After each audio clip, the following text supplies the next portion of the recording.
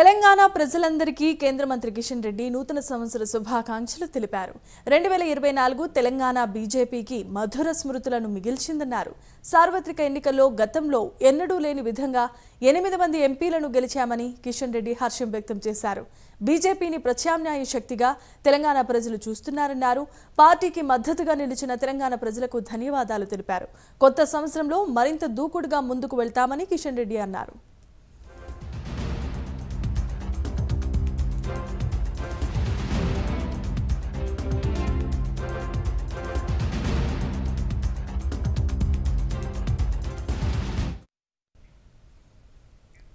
New year వేళ BJP MLA Raja Singh కీలకమైన వ్యాఖ్యలు చేశారు. కొత్త సంవత్సరం మన పండుగ కాదన్నారు. మనకు కొత్త ఏడాది ఉగాది రోజు మాత్రమే వస్తుందని రాజా సింగ్ తెలిపారు. ఇదేనా మన దేశ సంస్కృతి అంటూ ప్రశ్నించారు. బ్రిటిషర్ల కుట్ర కారణంగానే జనవరి 1న కొత్త సంవత్సరం వేడుకలు చేస్తున్నామని రాజా సింగ్ వాపోయారు.